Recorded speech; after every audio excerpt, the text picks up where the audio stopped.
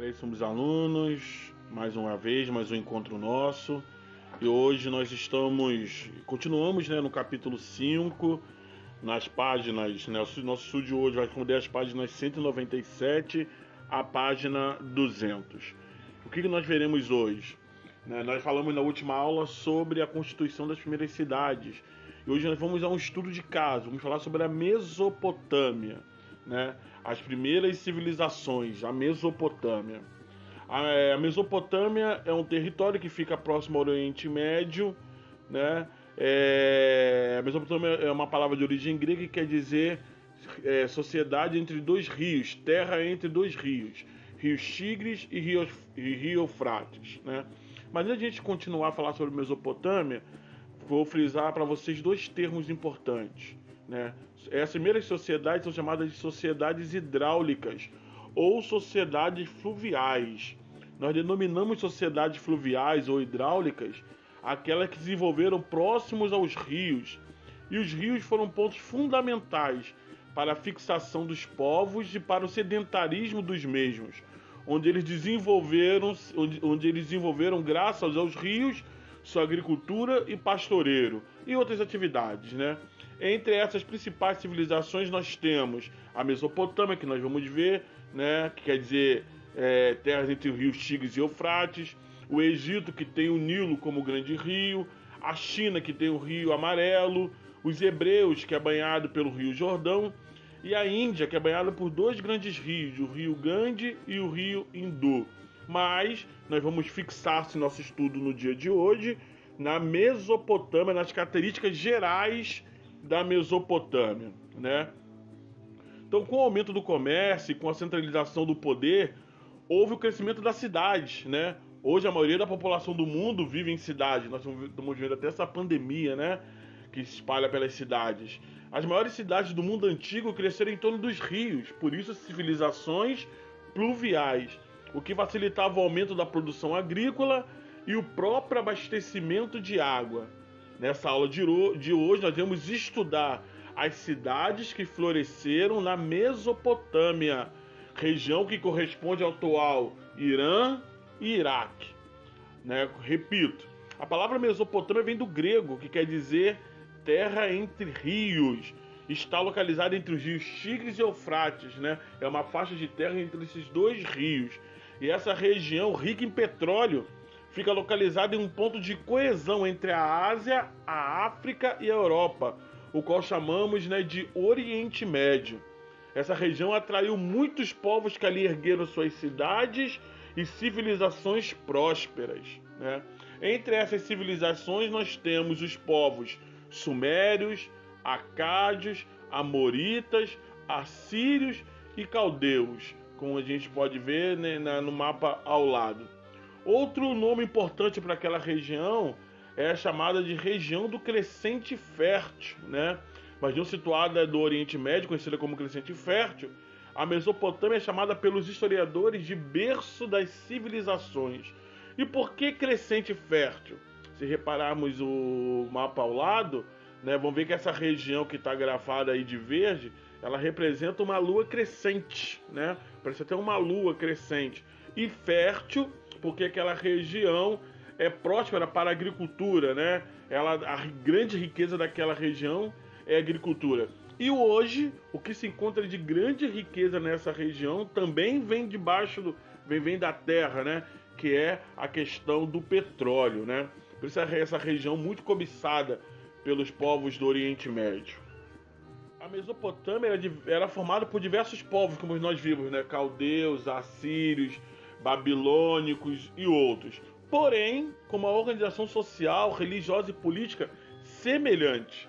Entre essas semelhanças, temos as cidades-estados. O que são cidades-estados? São cidades autônomas, independentes entre si, cada um governada por um rei, por um chefe absoluto. Apesar delas estarem numa mesma região, mas cada cidade tem a sua autonomia. É como se hoje fossem os nossos municípios. Cada cidade tem o seu prefeito, o seu governo, a sua administração própria. Então, cidades-estados são isso. São cidades independentes, autônomas entre si. E era assim a organização política e social das cidades mesopotâmicas. Entre essas principais cidades, nós temos a Babilônia, com seu famoso jardim suspenso da Babilônia, a cidade de Nínive, citada na Bíblia, né, pelo profeta Jonas, a cidade de Ur, né, tem um filme épico chamado Ben-Hur, né, que fala sobre essa cidade, né, Uruk e Nippur, que são as primeiras cidades, as primeiras civilizações organizadas ali em torno da Mesopotâmia. Então, lembrando, que eu quero frisar para você nesse momento, é que a organização política deles se dá em torno das cidades-estados, que são cidades independentes entre si, né? Para governar essas cidades, né, existiam seus reis, seus governantes. Os reis mesopotâmicos exerciam o poder político máximo e controlavam todas as atividades econômicas, administrativas e religiosas. Eles eram responsáveis de organizar uma sociedade em torno de si, uma sociedade centralizada, forte em torno de si. E em muitas sociedades eles eram considerados os próprios deuses, como no Egito, né? Ou representantes dos deuses.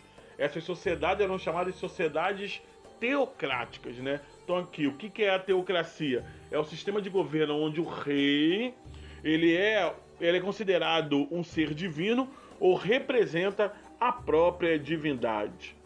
Outro ponto que nós vamos falar agora, então, como estamos falando dessa sociedade, dessa organização, vamos falar como é que se organizava socialmente a Mesopotâmia. Nós podemos ver aí, através dessa pirâmide social, que a sociedade mesopotâmica era dividida em classes sociais, estamentos, hierarquizada.